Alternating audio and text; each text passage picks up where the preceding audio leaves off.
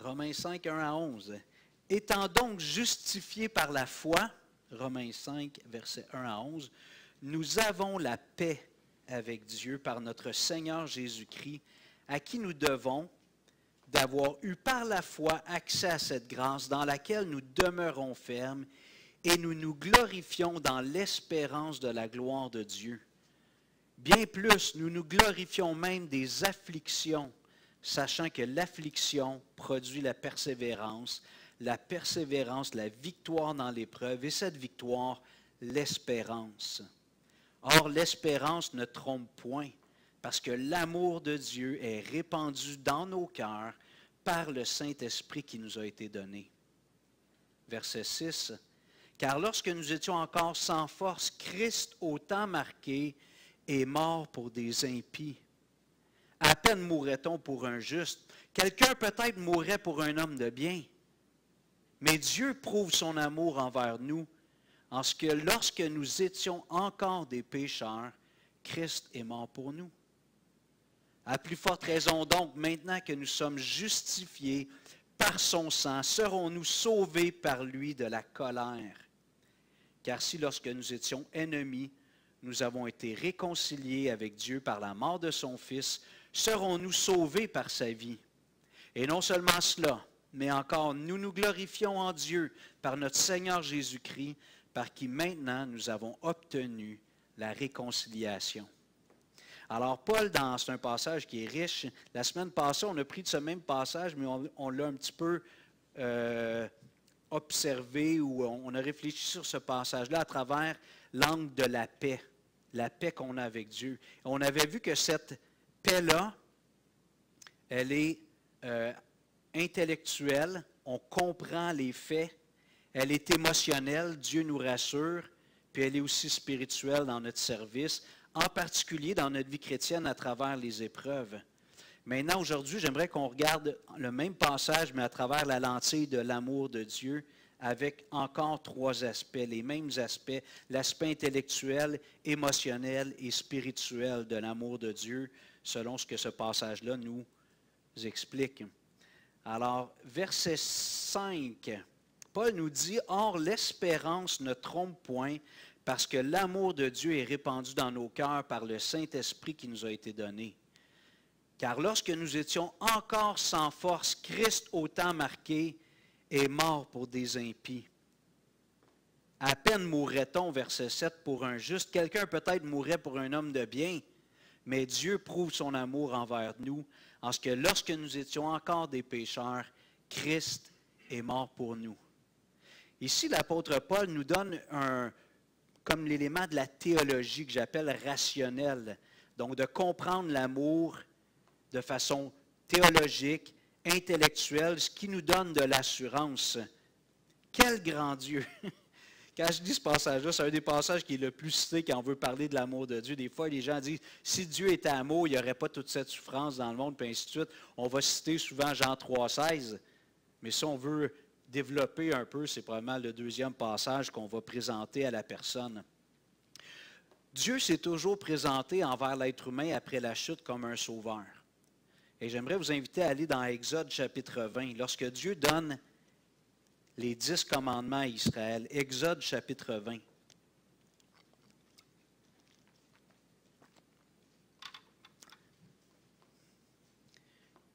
Dieu, depuis la chute, la désobéissance d'Adam et Ève dans le jardin, se présente toujours comme un sauveur. Exode 20, verset 1. Dieu a fait sortir Israël du pays d'Égypte, puis il s'apprête à leur donner des directives, les 10 commandements.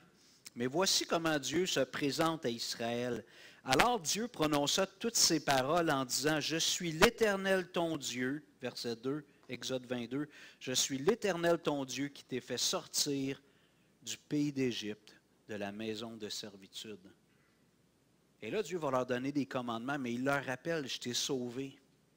Je suis le Dieu qui sauve. » Et Dieu le fait de façon très tangible. Dans le passage qui nous concerne aujourd'hui, Romains 8, Dieu a donné son Fils alors qu'on n'était pas aimable. Dieu nous a prouvé son amour. Lorsque Jean-Baptiste a présenté Jésus, le Messie, au monde, qui était là autour de lui, la façon d'introduire le Messie à l'humanité, vous vous souvenez, il a dit, « Voici l'agneau de Dieu qui ôte le péché du monde. » Jean-Baptiste a présenté Jésus comme l'être qui venait enlever ce qui cause tous les malheurs dans l'histoire de l'humanité. Sur quoi on a prié tout à l'heure, ce qui s'est passé à Préval en Haïti, c'est quoi qui était à l'origine de ça? Le péché. Le péché, la convoitise, la rébellion, on pourrait faire une liste longue, mais... Donc, l'assurance intellectuelle que nous avons concernant l'amour de Dieu repose sur le fait que Dieu est le Dieu qui sauve, le Dieu qui agit envers nous, qui manifeste le fait qu'il est le Rédempteur de façon tangible. Notre assurance fondée sur l'amour de Dieu repose sur quelques faits que j'aimerais énumérer, puis sûrement que la liste pourrait être plus longue. Mais Paul nous dit des choses, puis je ne développerai pas trop, j'en ai parlé la semaine passée pas mal, mais Paul nous dit au verset 8 que, je le relis, je m'excuse, verset 8, « Mais Dieu prouve son amour envers nous en ce que lorsque nous étions encore des pécheurs, Christ est mort pour nous. » Donc, le mot péché ici, ce n'est pas une référence à quelques actes, c'est quelque chose qui nous décrit de façon globale. Dieu a prouvé son amour à des pécheurs, des gens qui étaient en quelque sorte répulsifs, qui n'attiraient pas l'affection naturelle de Dieu. Dieu a prouvé son amour envers nous parce que nous étions des pécheurs. Dieu s'est approché de nous. Au verset 6, Paul nous dit que nous étions sans force. On en a parlé la semaine passée. Littéralement, c'est être faible, infirme, maladif. Des gens qui sont, on va le dire peut-être résumés comme des incapables, des impotents, des gens qui sont mal pris, pas nécessairement de leur faute. Là. Je ne parle pas d'une personne handicapée qui, comme si on voulait l'insulter, mais quelqu'un qui est démuni, qui n'a pas de puissance. Ensuite, au verset 6 aussi, Paul nous dit que nous étions des impies. On en a parlé la semaine passée. Impie vient est dans la même famille que l'impiété, puis l'impiété, c'est le contraire de la piété. Donc la piété, c'est notre dévotion à Dieu, notre consécration à Dieu. L'impiété, c'est le contraire de quelqu'un qui est dévoué à Dieu. Paul nous dit dans le passage qu'on lit aujourd'hui qu'on était des impies, qu'on était sans force, qu'on était des pécheurs. On n'était pas très attirant. L'être humain, dans son état actuel, sans Christ, n'est pas attirant. Si je reviens dans notre texte, Paul nous dit Christ au temps marqué. Dieu avait un plan.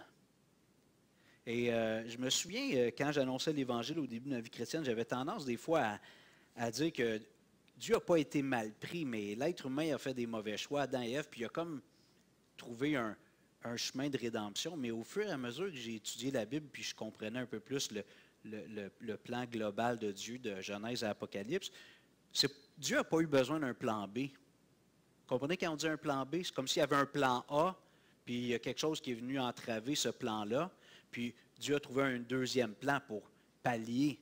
Mais Dieu a toujours eu un seul plan. Dieu savait qu'en créant Adam et Ève, en les laissant libres dans un état d'innocence, ils allaient choisir le mal. Dieu le savait. Il n'a pas été surpris de dire « Ah non ». Dieu savait qu'Adam et Ève allaient désobéir, mais qu'à travers cette désobéissance, Dieu allait montrer son amour infini pour nous. Et si on y pense rapidement, là, sans trop juste inventer des choses, s'il n'y avait pas eu le péché, on aimerait Dieu en tant que créateur. C'est vrai? Comme notre origine, celui de qui on vient, c'est lui qui nous a créés. Mais à cause du péché, je connais Dieu aussi comme sauveur. Celui qui est prêt à donner sa vie pour la mienne. On vient de passer à un autre niveau, là. Juste de connaître le Créateur, c'est déjà beaucoup, mais de connaître cet être infini qui aurait pu, comme je dis des fois, tirer la chasse d'eau après Genèse chapitre 3, puis dire, tiens, c'est fini l'humanité. Dieu continue à tendre ses bras envers l'humanité, puis à dire, je m'engage envers vous. Et un jour, dans la descendance de Ève, de la femme, va venir un sauveur, un Rédempteur. Puis maintenant, on connaît la suite, 2000 ans après la venue de Jésus-Christ. Donc, Dieu avait un plan au temps marqué, Christ est mort pour nous. Pas de plan B avec Dieu, seulement un plan A, D de toute éternité. Christ est mort pour nous. Un troisième fait, l'amour de Dieu n'est pas basé sur l'attraction émotionnelle. Je l'ai mentionné déjà. On était répulsif. Peut-être que vous avez déjà vu quelqu'un qui ne sent pas bon, qui est toujours mal engueulé. Quelqu'un de désagréable. Peut-être que vous avez déjà eu des gens comme ça. Nous étions spirituellement tout ça devant Dieu, non attrayants. Dieu savait que son image était en nous, mais cette image-là était tellement tordue, brouillée, chiffonnée, qu'on n'était pas attirant pour Dieu. Donc, Dieu n'a pas pris cette décision-là de nous aimer parce qu'on était attirant, attractif émotionnellement. C'est vraiment un acte de la volonté. D'aimer quelqu'un qui n'est pas aimable, ça prend beaucoup de détermination. Pas vrai? Et la définition de l'amour biblique, c'est ça, c'est d'aimer même quand l'autre ne le mérite pas. Donc, l'amour de Dieu n'est pas basé sur l'attraction émotionnelle. Quatrième fait, Dieu nous a justifiés et réconciliés, et par conséquent, Paul nous dit qu'il va nous sauver de la colère par sa vie. Je vais relire les versets 9 et 10, Romains 5, versets 9 et 10. À plus forte raison, donc, maintenant que nous sommes justifiés par son sang, serons-nous sauvés par lui de la colère à venir. Réfléchissons sur le verset 9. À plus forte raison, maintenant que nous sommes justifiés par son sang, on en a parlé beaucoup dans le chapitre 3, chapitre 4, Dieu nous rend justes à travers la mort de Jésus. Et si Dieu nous rend justes, c'est sûr et certain qu'il ne nous laissera pas tomber en chemin. Il va aller au bout du projet et lorsque la colère de Dieu va être déversée sur l'humanité, ce qu'on voit dans l'Apocalypse, nous les êtres humains qui avons placé notre foi en Jésus-Christ, qui avons été justifiés par son sang, on va être épargnés de cette colère à venir. Ensuite, au verset 10, Paul dit, « Car si lorsque nous étions ennemis, nous avons été réconciliés avec Dieu encore une fois par la mort de son Fils, toujours à travers Christ, à plus forte raison, étant réconciliés, serons-nous sauvés par sa vie. » Donc, si Dieu a payé un prix si cher pour nous justifier et pour nous réconcilier avec lui, il ne nous laissera pas tomber en chemin. Je veux ici souligner le fait que malheureusement, dans certains milieux évangéliques, même les gens qui enseignent en avant, enseignent qu'on peut perdre notre salut. Dieu t'a sauvé par la mort de son Fils sans les œuvres, mais si tu n'es pas un bon garçon, une bonne fille, jusqu'à la fin, Dieu peut retirer son amour. Puis finalement, tu vas aller du mauvais côté au jour du jugement dernier. Le texte qu'on étudie aujourd'hui, il n'y a pas d'ambiguïté. Dieu va aller au bout de ce qu'il a fait pour nous. Et j'aime dire aux gens que si on est fier de citer Éphésiens 2, 8 et 9, car c'est par la grâce que vous êtes sauvés par le moyen de la foi, et cela ne vient pas de vous, ce n'est point par les œuvres, afin que personne ne se glorifie. On le dit ça. On est sauvé seulement par la mort de Jésus, pas par les œuvres. Ce n'est pas 99% Jésus, 1% moi. C'est 100% la mort de Christ qui me sauve. Si après ça, je dois rester un bon chrétien pour conserver ce salut, ça revient à être un salut par les œuvres. Je ne sais pas si vous êtes d'accord avec moi, mais si je suis sauvé par la grâce, mais qu'après ça, je conserve mon salut selon mes mérites en tant qu'enfant de Dieu, ben, c'est un salut par les œuvres. Ce n'est pas un salut qui est par grâce purement. On l'a chanté ce matin, sola gratia, c'est par la grâce. Donc, si vous luttez avec ça, adressez la question, méditez sur des passages comme celui-ci. Gardez pas ce mensonge-là dans votre tête. Hein? On ne sera jamais assez. Bien, quand il va nous transformer, on va être parfait, mais dans la vie actuelle, on ne sera jamais parfait. On n'atteindra jamais. Si on croit que Dieu veut qu'on ne défaille jamais, ce n'est pas un salut qui est parfait, là. Donc, quatrième fait, si Dieu nous a justifiés et réconciliés, il nous sauvera de la colère à venir par sa vie. L'auteur aux Hébreux nous dit dans Hébreux 10, 14, « Car par une seule offrande, il parle de Jésus qui est mort sur la croix, il a amené à la perfection Perfection, est-ce que ça laisse de la place pour les défauts? Non. Pour toujours. Pour toujours, ceux qui sont sanctifiés. Je relis Hébreux 10, 14. Car par une seule offrande, il a amené à la perfection pour toujours ceux qui sont sanctifiés. La perfection, ça veut dire zéro défaut. Pour toujours, ça veut dire pour toujours. Pour l'éternité. Ceux qui sont sanctifiés en Jésus-Christ. Donc, moi, je t'en supplie, s'il y a un petit espace dans ton esprit pour le fait que tu peux perdre ton salut, je suis un peu inquiet. Est-ce que tu comprends bien le salut par grâce? Ça m'inquiète un peu. Je ne dis pas qu'il n'y a pas des chrétiens qui comprennent bien ça, mais Satan vient jouer un peu dans leur tête, là. Mais c'est salut par grâce ou par les œuvres. Il faut faire un choix. Si c'est la grâce de Dieu, c'est la grâce de Dieu, pas les œuvres. Si c'est les œuvres, ce n'est pas la grâce de Dieu. Faisons un choix dans notre doctrine concernant la sotériologie, la doctrine du salut. Deuxième aspect de l'amour de Dieu envers nous, c'est l'assurance émotionnelle. Je trouve que Dieu est bon envers nous. Il nous a créés avec des émotions. Lui-même, on voit qu'il y a des émotions. Puis, je crois que Dieu parle à l'être humain, premièrement à sa tête, à sa raison, parce que les émotions peuvent être trompeuses, mais aussi les faux raisonnements, comme on vient de voir, de croire que je suis sauvé par la grâce, mais je dois me préserver par mes efforts personnels. Ça, c'est des faux raisonnements.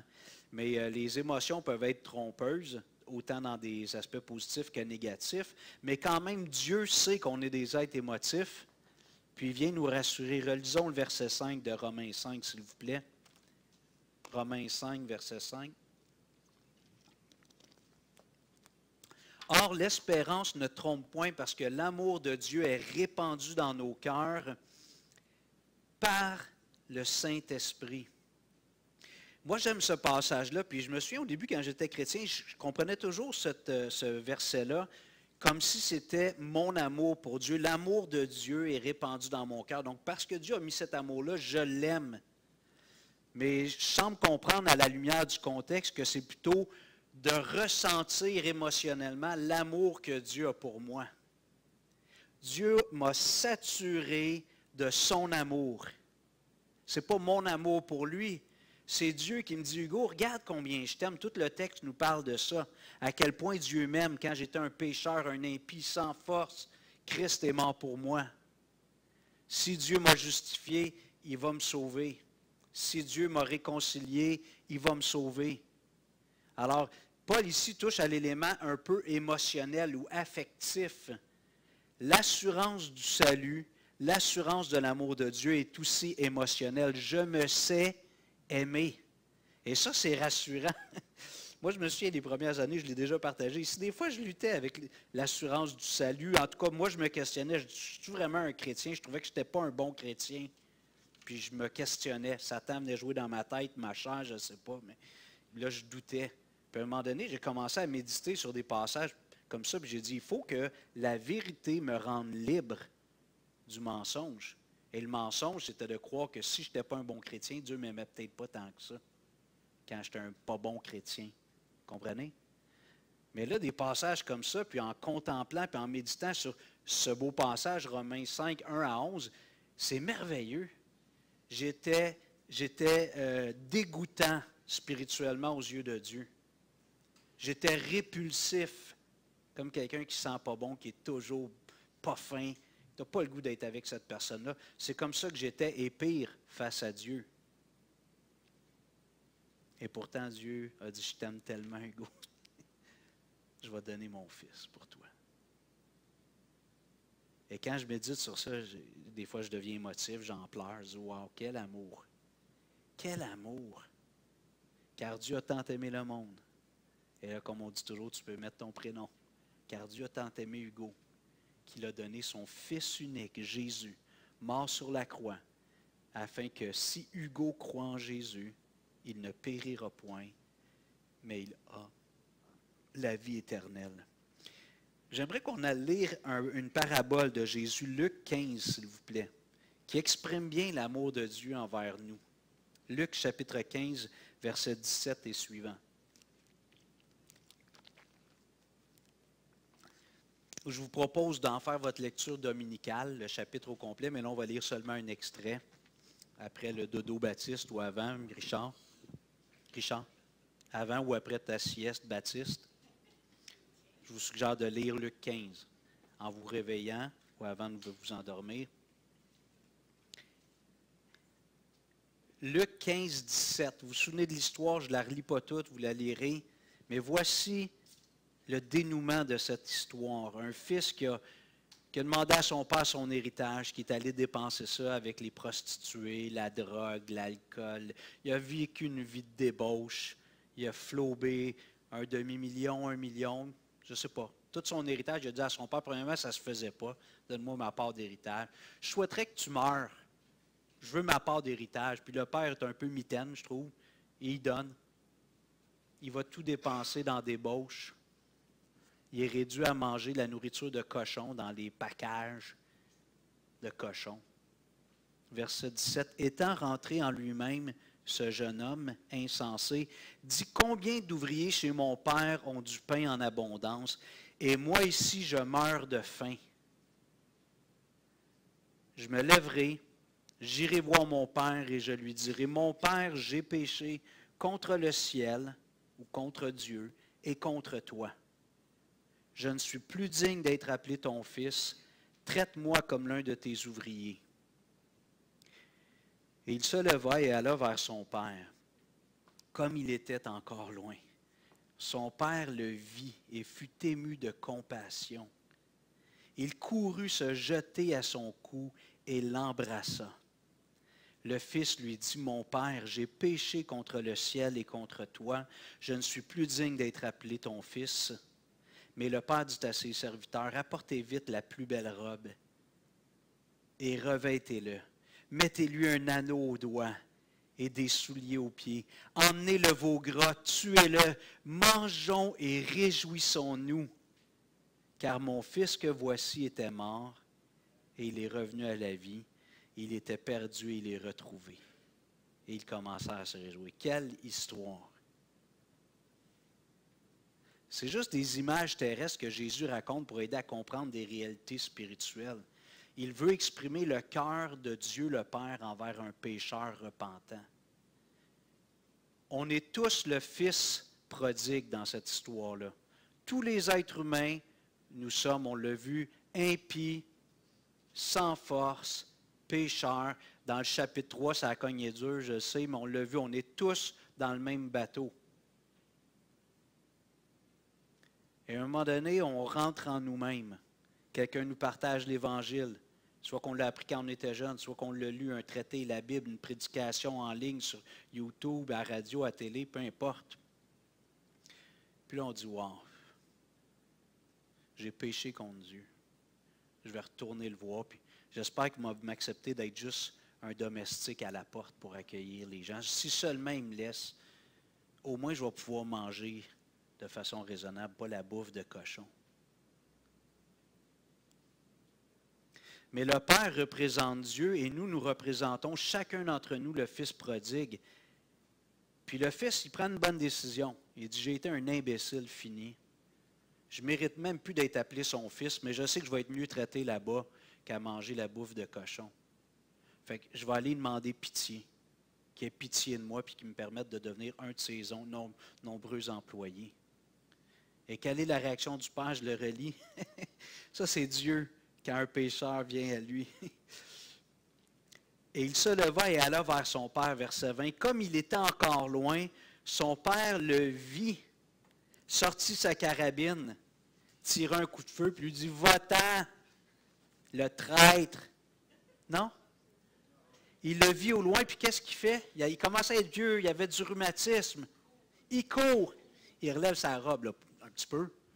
Tu sais, dans ce temps-là, il y avait des grandes robes. Il court. Puis, tu sais, souvent, les gens le décrivent vraiment qu'il a juste vu sa silhouette. Il connaissait son gars, il savait comment il marchait. Il voit le gars au loin, à travers la poussière. Là. Mon fils. Il part à courir. Puis, qu'est-ce qu'il fait quand il arrive? Oh, tu pues! Tu sens le cochon. Va te laver. Non. Il l'embrasse. Puis, il se réjouit. Le texte, je le lis. Comme il était encore loin, son père le vit et fut ému de compassion. Il courut se jeter à son cou, puis il puait. Il puait le cochon. Il l'embrassa. L'embrasser, c'est avec les bras. Là, il le prend dans ses bras. Peut-être qu'il a donné des becs aussi, on ne sait pas. Le fils lui dit, « Mon père, j'ai péché contre le ciel et contre toi. Je ne suis plus digne d'être appelé ton fils. » Mais le père dit à ses serviteurs, « Non, non, non, non, non. Apportez vite la plus belle robe, revêtez-le. Mettez-lui un anneau au doigt et des souliers aux pieds. » Il veut lui rendre la dignité de son fils. Son fils qui a demandé la moitié, ou son héritage, peut-être presque la moitié des biens du père, ou du moins une grande partie, qui est allé dépenser ça comme un débauché. Puis le père, tout de suite, c'est même pas réfléchi. Il n'a pas dit, garde, va-t'en une semaine dans ta chambre, là. Je vais voir comment je gère ta situation, parce que tu m'as fait de la peine quand tu m'as demandé l'argent. J'ai appris que tu l'as tout dépensé. Moi, j'ai travaillé fort pour gagner cet argent-là. Toi, tu as flobé ça comme un débauché. Non, non. Tout de suite, mettez-y des vêtements dignes de mon fils, un anneau au doigt, des nouveaux souliers, puis on fait un gros festin. Tuez le veau gras. Mangeons et réjouissons-nous. Pourquoi? Car mon fils que voici était mort et il est revenu à la vie. Pour lui, son fils était sorti de sa vie, c'est comme s'il était mort, plus de nouvelles, parti loin pour dépenser son argent comme un ivrogne, un débauché. Il était perdu et il est retrouvé. Quelle belle expression dans cette petite histoire de l'amour de Dieu pour nous. Premièrement, il y a ses sentiments. Quand un pécheur revient à Dieu, Dieu court vers le pécheur. Il lui saute au cou, puis il l'embrasse. Il dit, « Wow, un pécheur, une de mes créatures qui vit depuis 10 ans, 20 ans, 40 ans, 60 ans, comme un impie, un pécheur, un infirme spirituel, revient à moi. » Wow! Et ensuite, qu'est-ce que le Père fait? Il nettoie son fils, et on est dans l'image, puis il lui enlève ses vêtements crasseux, puis lui met des vêtements de fête. Il lui rend la dignité d'être un fils, d'être son fils. Ça, c'est ce que Dieu fait pour nous. Dieu prouve son amour envers nous lorsque nous étions encore des pécheurs, lorsqu'on était comme le fils crotté dans la soue avec les cochons. Christ est mort pour nous. L'image même qu'on lit là est faible. C'est des images, des histoires humaines, vous allez. Et qu'est-ce que Dieu fait? Il enlève les vêtements crasseux. Il prend la hose de pompier, du parfum, une robe spirituelle, la justice de Christ, un vêtement tout blanc, un turban, un chapeau de fête, un anneau comme un enfant de Dieu, des nouveaux souliers, puis il nous dit, viens-t'en dans la maison, mon fils. Ça, c'est l'amour de Dieu. J'aimerais vous transmettre l'émotion que j'ai dans mon cœur. C'est formidable. Alors, quand moi, je me trouve indigne, quand je trouve que je ne suis pas à la hauteur, je porte mes pensées vers l'amour de Dieu pour moi. Et ça me sature.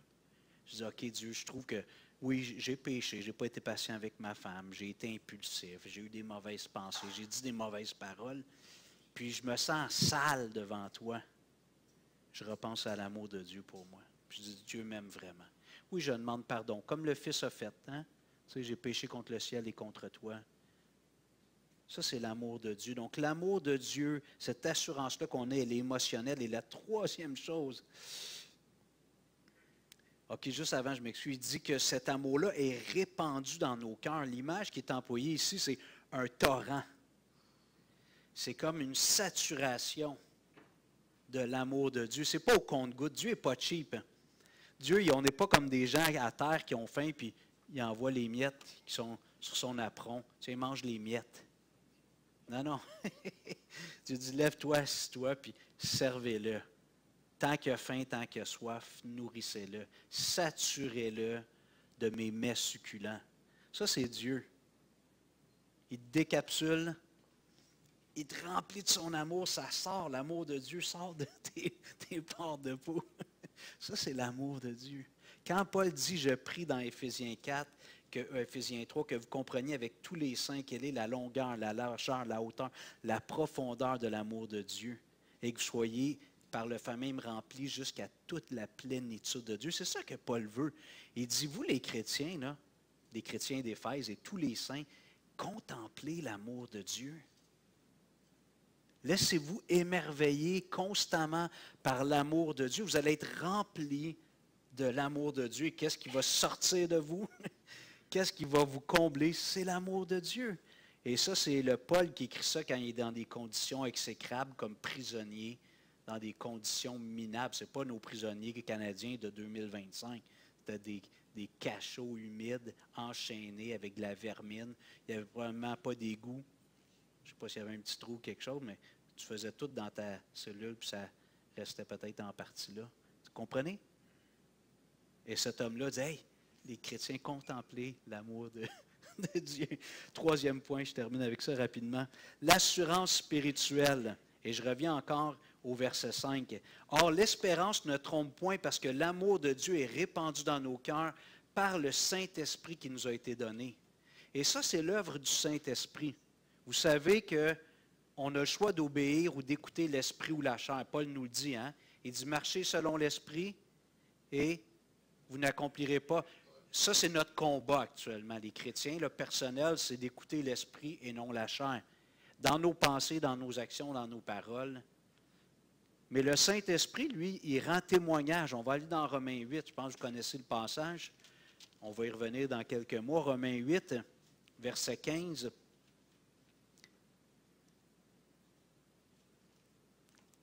Et vous n'avez point reçu un esprit de servitude pour être encore dans la crainte, mais vous avez reçu un esprit d'adoption par lequel nous crions « Abba, Père ». L'Esprit lui-même rend témoignage à notre esprit que nous sommes enfants de Dieu. L'Esprit a ce ministère-là dans notre petite tête qui a besoin d'être transformé, le renouvellement de l'intelligence. L'Esprit rend témoignage à ton esprit que tu es un enfant de Dieu. Et par cet esprit-là, qui n'est pas un esprit qui te tient dans la crainte, comme si Dieu est un maître sévère, mais plutôt comme un père qui t'aime, comme dans la parabole qu'on a lue du Fils prodigue.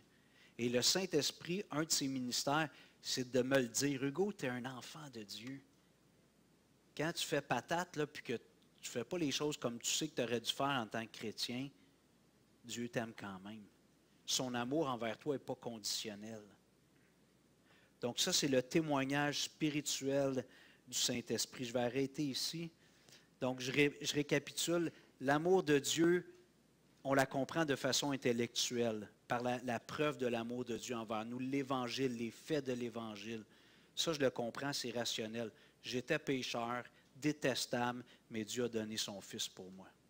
Puis si Dieu a donné son Fils pour moi, c'est sûr qu'il m'emmène jusqu'au bout de l'aventure avec lui dans l'éternité, un état de plénitude. Deuxièmement, c'est émotionnel. Je me sais aimer de Dieu. Ce n'est pas j'aime Dieu, je comprends et je ressens l'amour de Dieu pour moi. Et souvent, c'est en le contemplant, un peu comme quand on regarde un beau coucher de soleil, ça nous donne des émotions de beauté. Wow, on est émerveillés. Faisons ça avec l'amour de Dieu. Contemplons Jésus à la croix. Jésus ressuscité pour moi. Et troisièmement, c'est spirituel, c'est l'œuvre du Saint-Esprit qui nous le dit, tu es un enfant de Dieu. Et Dieu ne changera pas d'avis. Même quand toi, tu ne te trouves pas à la hauteur, Dieu ne changera pas d'avis. Je vous invite à vous lever, on va prier. Seigneur Dieu, merci pour ton amour envers nous. Seigneur, merci de m'avoir aimé alors que j'étais répugnant, détestable. Ah, peut-être qu'humainement parlant, je n'étais pas si pire que ça. J'étais un bon gars. Dans mon cas, pas tant que ça, mais je n'étais pas un grand bandit. Mais à tes yeux, j'étais un pécheur qui ne voulait pas donner à Christ la première place. Puis honnêtement, je ne voulais pas y donner de place du tout à Jésus dans mon cas. Mais malgré ça, tu m'as aimé. Malgré ça, tu as envoyé ton Fils mourir sur la croix pour mes péchés. Seigneur, merci de m'avoir aimé dans cette réalité, la réalité de l'Évangile, le don de Dieu à l'humanité. Seigneur, merci aussi de me remplir de ce sentiment d'amour, de me savoir aimer de toi. Lorsque je contemple l'Évangile, mes émotions suivent. J'ai de l'allégresse, des frissons, des fois des larmes de joie, lorsque je pense à quel point tu m'as aimé. Et finalement, il y a ton esprit qui me parle, qui me rassure. Puis on lutte des fois, quand on est plus faible dans la foi, on laisse les mensonges de la chair, du malin, du monde nous troubler, mais tu veux faire de nous des hommes et des femmes matures dans la foi. Et c'est l'œuvre de ton esprit de renouveler notre intelligence avec la vérité, de remplacer le mensonge par la vérité de Dieu. Merci pour ton esprit qui rend témoignage à mon esprit que je suis enfant de Dieu. Seigneur, bénis tous ceux qui entendent ce message ce matin, pour la plupart qui ont déjà reçu cette grâce, qu'ils puissent se laisser extasier devant ton amour. Et Seigneur, si quelqu'un n'a pas encore ouvert son cœur, qu'il l'ouvre aujourd'hui, pour que tu répandes ton amour dans son cœur comme un torrent. Touche les cœurs, s'il te plaît, notre Dieu. Touche le Québec, le Canada. Touche nos enfants, nos parents, nos amis qui ne te connaissent pas. Touche-les et donne-nous de vivre une vie qui reflète cet amour de Dieu. Au nom de Jésus. Amen. Merci.